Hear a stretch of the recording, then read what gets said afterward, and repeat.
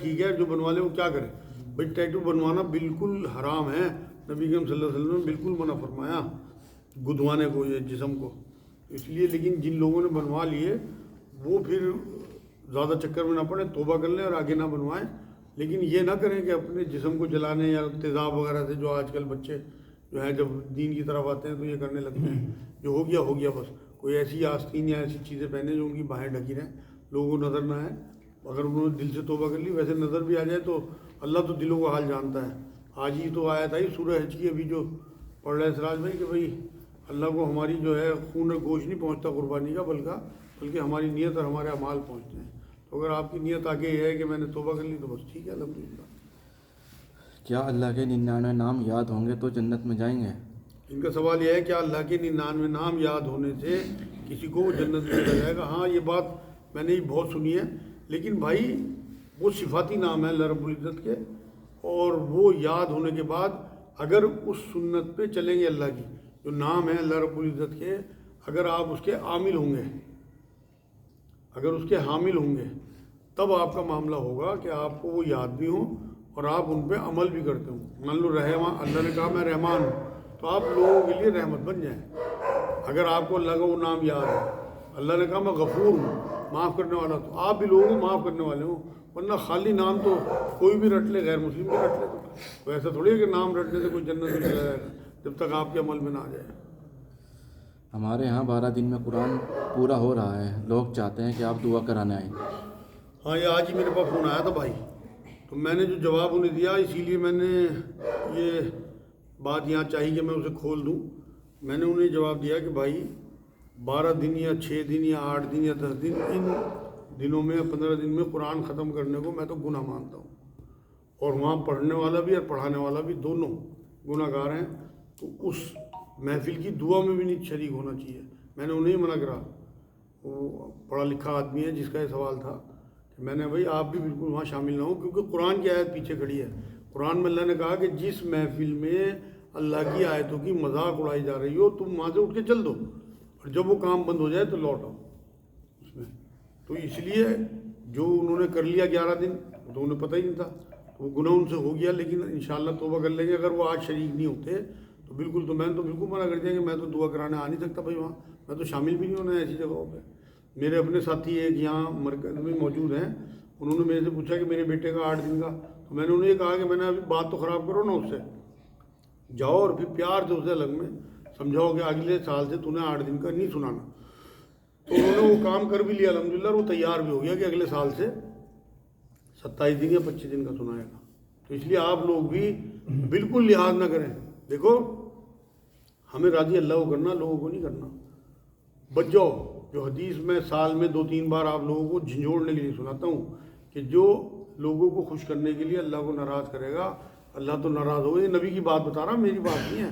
کہ جو لوگوں کو خوش کرنے کے لیے اللہ کو ناراض کرے گا, اللہ تو ناراض ہوگا ہی, لوگوں کے دلوں سے بھی اس کی محبت ہٹا دے گا. اور جو اللہ کو راضی کرنے کے لیے لوگوں کو ناراض کرے گا تو اللہ تو راضی ہوگا ہی, لوگوں کے دلوں میں بھی اس کی محبت بڑھ دے گا. اس لیے اللہ کو راضی کرو, لوگ اپنے آپ کے انشاءاللہ تعالیٰ راضی ہو جائیں گے آپ سے. جب حضور صلی اللہ علیہ وسلم قبر میں زندہ ہیں تو کھانا پینا بھی ہوگا؟ اچھا, ان کا سوال یہ ہے, کل یا پرسوں میں نے بتایا تھا کہ نبی اکرم صلی اللہ علیہ وسلم پہ درود پیش ہوتے ہیں, اور نبی اکرم صلی اللہ علیہ وسلم اپنی قبر میں زندہ ہیں. یہ تو میں نے قرآن کی آیت بتائی کہ شہید جو ہیں وہ سب اپنی قبروں میں زندہ ہیں. نبی نے تو یہ فرمایا کہ اللہ نے حرام کر دیا مٹی پہ اور کیڑے مکوڑوں پہ کہ وہ نبیوں کے جسم کو کھائے. تو اس لیے حضور کا جسم جو کا تو موجود ہے الحمدللہ. لیکن وہ کیسی زندگی ہے, انہیں کیسی روزی پہنچتی ہے, قرآن یہ کہتا ہے تمہیں نہیں پتہ. انہیں ہم روزی پہنچاتے ہیں, انہیں مردہ نہ کہنا, یہ زندہ ہے اپنی قبروں میں, انہیں ہم روزی پہنچاتے ہیں, لیکن وہ کیسی روزی ہے تمہیں نہیں پتہ. تو ان کا کھانا پینا, ان کی جو اس ٹائم زندگی ہے وہ ایک روحانی اور آسمانی زندگی ہے. تو اس میں نہ سانس ہے, نہ کھانا پینا, نہ لیٹرین باتھ روم. بس وہ اللہ نے کس طرح انہیں زندہ رکھا ہوا ہے وہ تو اللہ کو پتہ ہے, متشابہات میں سے ہے. لیکن جسم چونکہ تو موجود ہیں, اس بات کا ثبوت ابھی کچھ 100-150 سال پہلے کوئی یہودیوں نے سازش کر کے کچھ لوگوں نے کھدائی کی تھی نبی اکرم صلی اللہ علیہ وسلم کے روضہ مبارک تک پہنچنے کے لیے, اور وہ پہنچ بھی گئے تھے کافی اندر تک, پاؤں مبارک نظر آنے لگے تھے حضور کے. یہ مطلب 13 ساڑھے 1300 سال بعد کی بات ہے. تو اس لیے وہ تو جو کہ تم قرآن کی آیت تو برحق ہے، اور نبی اپنی قبر میں ہیں، وہ کیسی زندگی ہے یہ ہمیں نہیں پتہ. اس لیے کھانے پینے کا مسئلہ اس میں نہیں ہے، سانس کا مسئلہ، لیٹرین باتھ روم کا مسئلہ نہیں ہے. پرانے پھٹے ہوئے قرآن کا کیا کریں؟ اچھا، جو قرآن، ان کا سوال یہ ہے پرانے پھٹے ہوئے قرآن کا کیا کریں. جو قرآن جو ہے یوز کرنے سے پھٹ جاتے ہیں، کوئی بھی چیز ہو یوز کرنے سے، پرانی ہونے سے اس کے ورق پھٹ جاتے ہیں. تو ویسے تو یہاں ہم نے دیکھا مدرسوں میں، مسجد میں ڈلوا دیتے ہیں لوگ، اور وہ لوگ پھر گڈھے کھدواتے پھریں گے یا بہائیں گے. دیکھو میں آپ کو بتاؤں، ایک بار ایسا ہوا جو حضرت عثمان غنی رضی اللہ تعالیٰ عنہ کے زمانے میں کہ قرآن جو چھپے نا، وہ جب بڑھ گئے بہت پبلک میں، تو وہ لوگوں کی سمجھ میں نہیں آ رہی تھی عبارت، کچھ مشکل لفظ تھے. تو بہت جب شکایت ان کے پاس آئی تو انہوں نے سارے قرآن اکٹھے کرا لیے، اور پھر دوسری اشاعت کرا کے پھر بٹوائے قرآن، جو آسان زبان میں، جو سے لوگ آسانی سے سمجھ لیں. لیکن جو اکٹھے کرائے ان سب کو آگ لگوائی. بخاری شریف میں ہے واقعہ. یہ ہمارے علماء دین یا تو بتاتے نہیں یا انہیں پتہ نہیں، مجھے نہیں پتہ یہ کیا وجہ ہے، ان کی نیتوں پہ شک نہیں کیا جا سکتا، لیکن وجہ نہیں میری سمجھ میں آتی.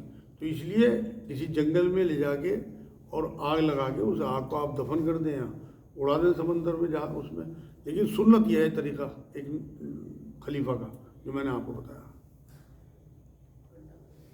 کیا چرچ میں نماز پڑھ سکتے ہیں؟ ان کا سوال ہے کیا چرچ میں نماز پڑھ سکتے ہیں. ہاں، یہ بھی میں ویڈیو وغیرہ دیکھ رہا ہوں آج کل، اس میں کافی خبریں آ رہی ہیں کہ امریکہ میں اور آسٹریلیا میں جگہ جگہ چرچ جو ہے وہ لے کے، یا جیسے جمعے کی نمازیں جو ہیں وہاں بھیڑ ہوتی ہے، مسجدیں چھوٹی ہیں، تو وہاں پہ چرچ وغیرہ میں نماز ہو جاتی ہے. بالکل ہو جائے گی بھائی. اور ہم نے تو مندروں میں نماز پڑھی، لیکن بس سامنے کوئی مورتی وغیرہ نہ ہو. اب یہ جو کیا نام ہے ان کا، ترکی کے جو راشٹرپتی ہیں، اردوغان، مجھ سے نام مل گیا تھا ان کا. خیر، انہوں نے جو ابھی چرچ جو ہے اسے مسجد میں تبدیل کیا، وہاں حضرت مریم اور حضرت عیسیٰ کی تصویریں ہیں موجود، لیکن وہ نماز نہیں، ان پہ کپڑا ڈال دیا جاتا ہے. اس کی بالکل چرچ میں نماز ہو جائے گی. اور ہمیں بھی اپنی مسجدوں میں اگر کوئی عبادت کرنا چاہے اپنے ڈھنگ سے، اس کی اجازت ہے. بالکل نبی اکرم صلی اللہ علیہ وسلم نے عیسائیوں کو اجازت دی تھی. ایک وفد تھا پورا، اور وہ کافی لوگ تھے اس وفد میں، اور جب حضرت علی نے آگے بتایا کہ وہ بے چین ہو رہے ہیں عبادت کو، تو حضور نے کہا اللہ ہی تو عبادت کریں گے، بالکل اجازت. تو مسجد نبوی میں انہوں نے عبادت کی اپنے ڈھنگ سے. ایک بہن کا سوال ہے، ان کے 3 بچے آپریشن سے ہوئے، پھر حمل ڈہ گیا، ڈاکٹر بچہ ضائع کرنے کو کہہ رہے ہیں، جان کا خطرہ ہے، کیا کریں؟ بڑا مسئلہ کا کام ہے یار. یہ 3 بچے جو ہیں وہ پہلے ہیں آپریشن سے، جی، اب چوتھا بچہ ٹھہر گیا، جی، اور ڈاکٹر کہہ رہے جان کو خطرہ ہے، اسے ابورٹ کرا دو، ہے نا. جی. میری رائے یہ ہے، ایک تو میں پہلے تو آپ کو یہ بات بتا دوں کہ آپ لوگوں کو پہلے احتیاط کرنی چاہیے. ڈاکٹر نے پہلے آپ کو بتا دیا ہوگا 3 آپریشن ہو چکے ہیں، بچہ آپ کو نہیں ٹھہرنا چاہیے. تو آپ کو لوگوں کو پہلے احتیاط کرنی چاہیے. اسلام میں احتیاط کی کوئی منائی نہیں ہے.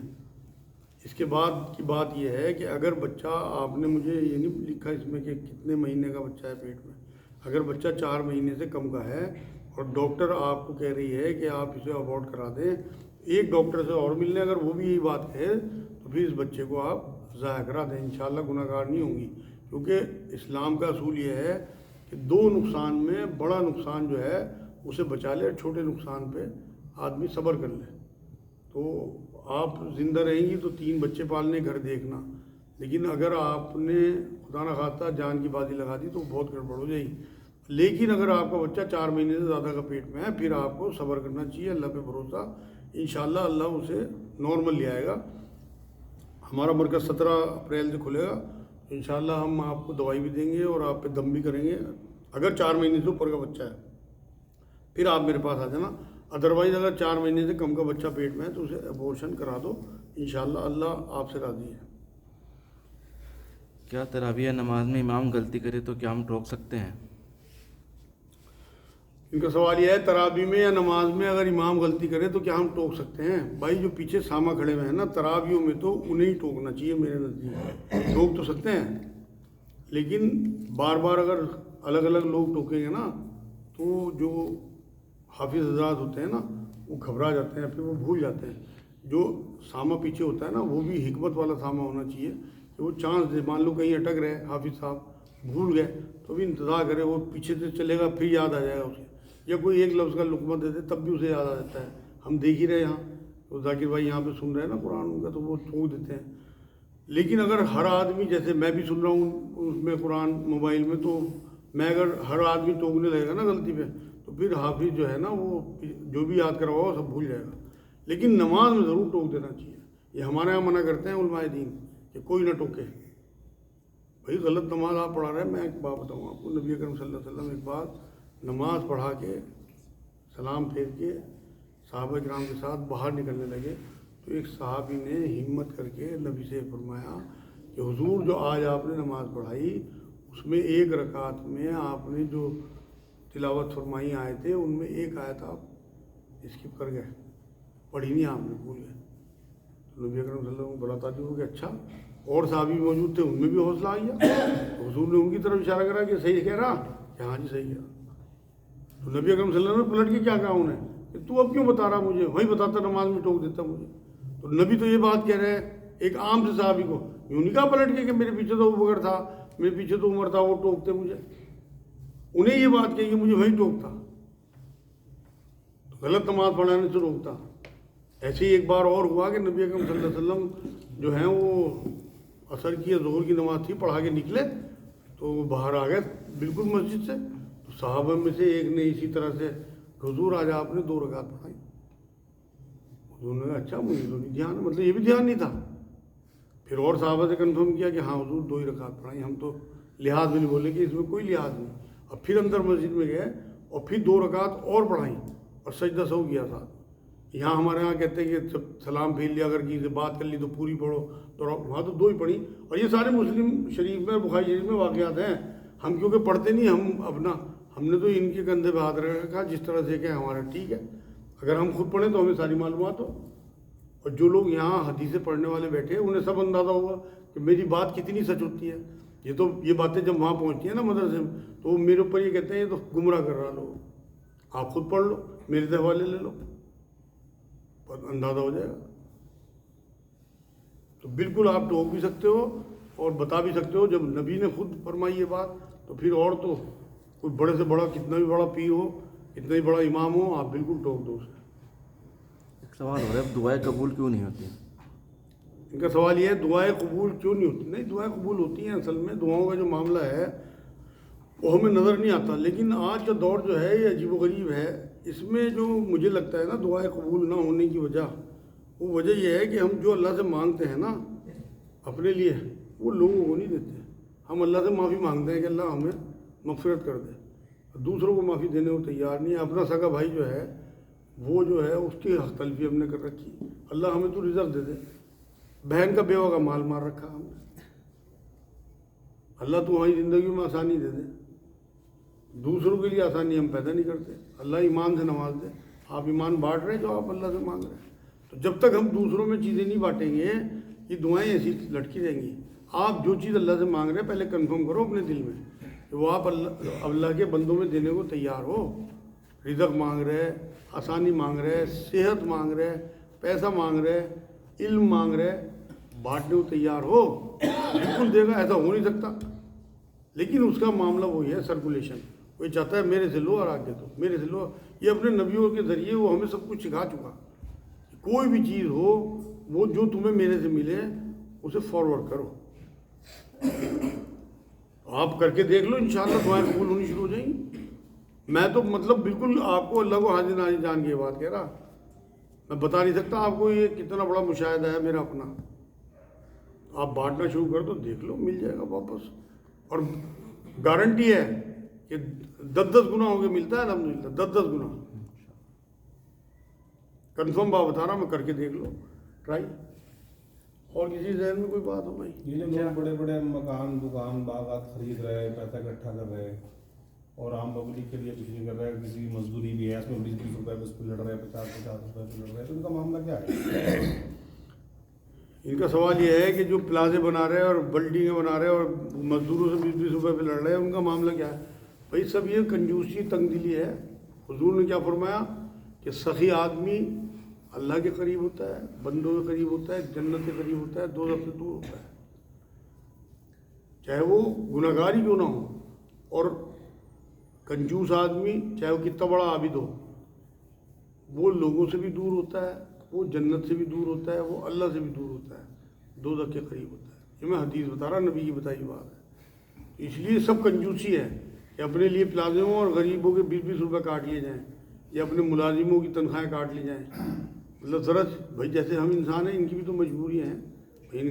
ان کے والد بھی بیمار ہوتے ہیں، ان کے بچے بھی بیمار ہوتے ہیں.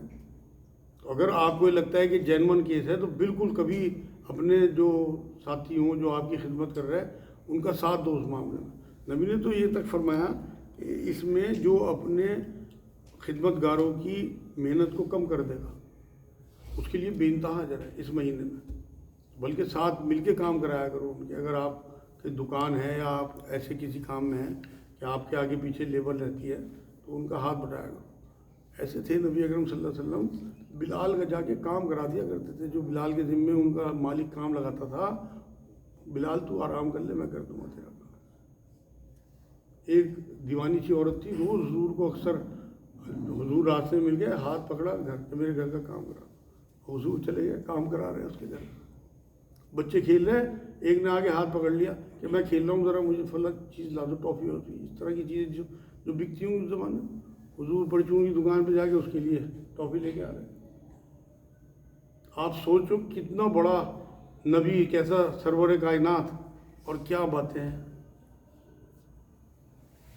تو دیکھو آپ کر کے دیکھ لو، یہ باتیں اپنے اندر اتارو، انشاءاللہ تعالیٰ. مشکل کچھ نہیں ہے.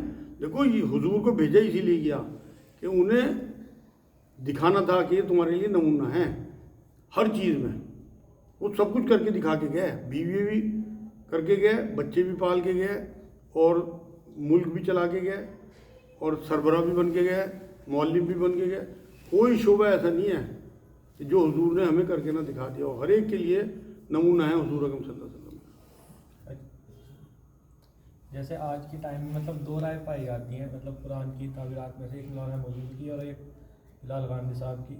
تو جب مولانا مودودی کی رائے ہم پڑھتے ہیں، غلبہ دین کی، کامل دین کی، تو ایسا محسوس ہوتا ہے کہ ہر جگہ مطلب وہی ایک جگڑن سی محسوس ہوتی ہے کہ ہم بس گنہگار ہی ہیں، کیونکہ ہم اس چیز میں، اور کیونکہ جب ان کی کتابوں کا مطالعہ کرتے ہیں تو پھر اور ایسا لگتا ہے کہ بس ہم تو کچھ کر ہی نہیں رہے، ہم تو بہت ہی گنہگار ہیں. کیونکہ نبی صلی اللہ علیہ وسلم پہ جب وہی آئے انہوں نے کاروبار نہیں کیا، یہ سارے حوالے وہ دیتے ہیں. اور اسی سائڈ جب غامدی صاحب کو پڑھتے ہیں یا سنتے ہیں تو ایک مطلب لگتا ہے کہ نہیں، ہم کہیں نہ کہیں اللہ ہمارے حوصلہ آتا ہے، حوصلہ آتا ہے، مطلب وہی چیز. تو ان میں سے مطلب کیا کرنا بھائی پیروی کے لیے جو ہے نا، ان کا سوال سمجھیے. بھائی غامدی صاحب کو پڑھیں تو ہمیں لگتا ہے کہ ہم جو ہے مطلب حوصلہ آتا ہے کہ اللہ ہمیں معاف بھی کر دے گا اور ہم سروائیو کر جائیں گے. اور مودودی کو پڑھیں ہم تو ہمیں لگتا ہے کہ ہم واقعی بہت گناہگار ہیں. دیکھو حضور نے فرمایا کہ امید اور خوف کے بیچ کی چیز ایمان ہے. تو آپ نہ غامدی صاحب کے چکر میں پڑھو اور نہ مودودی صاحب کے، آپ نبی اکرم صلی اللہ علیہ وسلم کے چکر میں پڑھو. حضور جب بھی گورنر بنا کے کسی صحابی کو بھیجتے تھے، معاذ بن جبل ہو، 3-4 نام یہ آتے ہیں، تو حضور بلکہ باہر تک چھوڑنے جاتے تھے مدینے. اور راستے میں بات بتاتے تھے، دیکھو وہاں جا کے خوشخبری سنانا، لوگوں کو تنبیہ نہ کرنا، مصیبتوں میں نہ ڈالنا، پریشانیوں میں نہ ڈالنا، آسانی پیدا کرنا لوگوں کے لیے. لیکن قرآن یہ بھی حکم دیتا ہے کہ امر بالمعروف نہیں عن المنکر، جو آج آیت آئی کہ آپ کو دونوں چیزیں بتانی ہیں، لوگوں کو برائی سے روکنا ہے، اچھائی کی تلقین کرنی ہے. تو آپ بالکل اس ٹیم پہ دونوں میں سے کسی پہ نہ جاؤ.